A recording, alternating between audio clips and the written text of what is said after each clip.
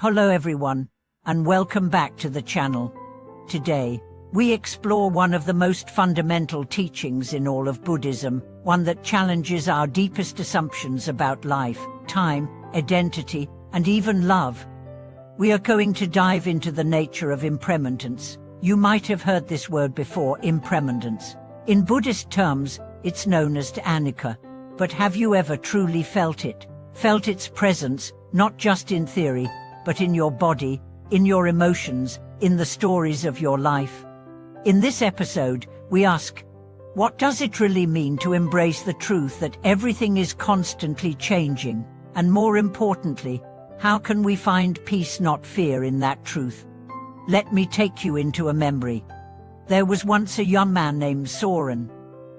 He had built his identity around stability, a secure job, a long-term relationship, a well-planned future. He believed in control, routine, and certainty.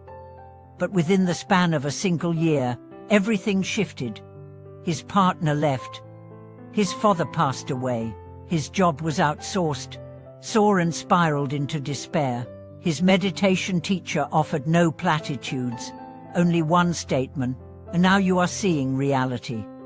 At first, Soren was angry. How can this be reality? It's chaos.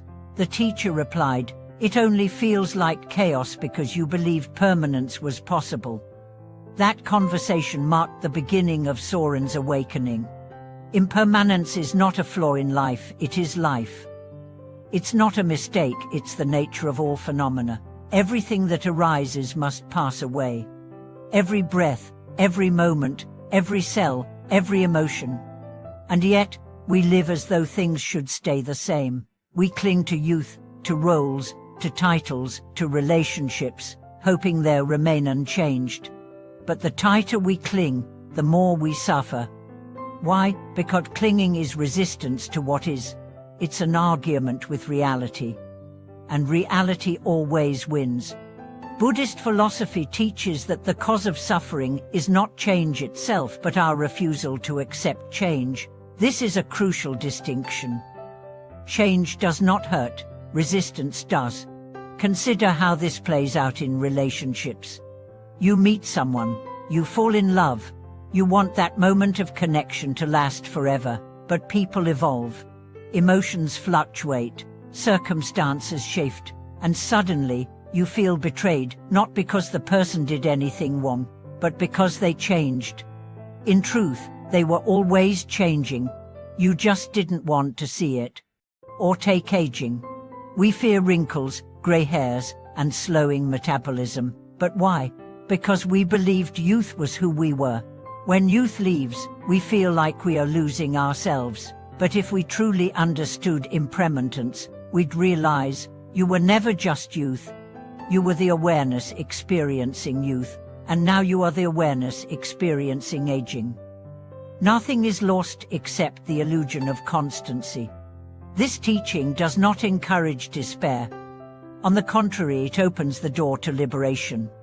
Imagine how your life would change if you really embraced impermanence. Would you waste time on petty grudges? Would you speak harshly to a loved one, knowing it might be your last conversation? Would you put off your dreams, assuming time will always be there? Impermanence awakens us to the urgency of the present. It teaches us to love more deeply, to live more freely, to let go more easily. But embracing impermanence doesn't mean becoming cold or indifferent. It means developing what the Buddha called equanimity, the ability to stay centered amidst gain and loss, praise and blame, success and failure. It's not that you don't feel, you feel everything. But you're not controlled by it. Let's meet Hannah, a violinist who lost the use of her right hand in a car accident. Music was her life, her identity, her joy. At first, she collapsed into depression. But through Buddhist teachings, she came to see her loss not as the end, but as a shift. She began composing music with software. She taught students, she found new ways to create beauty.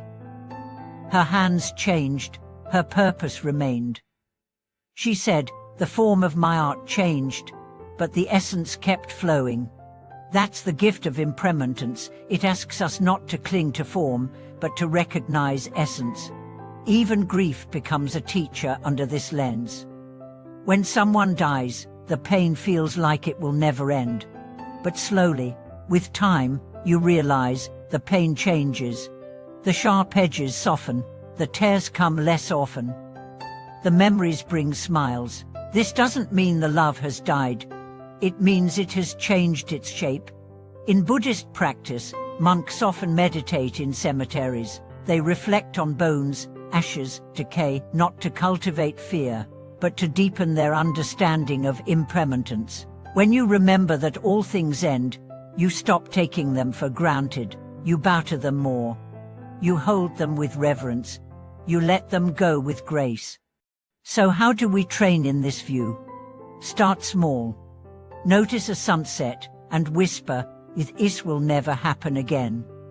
Watch your child sleeping and think, "They will never be this age again." Feel your own breath and realize, "This breath will never come back." These reflections are not meant to sadden you. They are meant to wake you up. Wake you up from the trance of permanence. Wake you up from the myth of someday. Wake you up to now. Now is the only thing that doesn't pass. Not because it stays, but because it's always arriving. Practice letting go, not once, but every day. Let go of old grudges. Let go of the need to be right. Let go of self-images that no longer fit. Let go of outcomes you can't control. Letting go is not passive, it's powerful. It's an act of love for reality, for yourself, for life. We often ask, how can I become enlightened? The answer is simple, by aligning with reality. And reality is impermanent.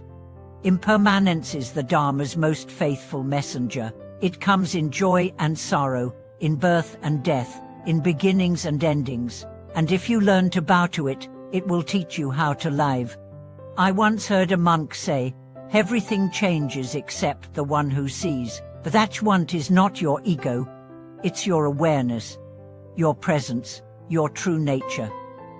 When you root yourself in that, impermanence becomes your ally, not your enemy.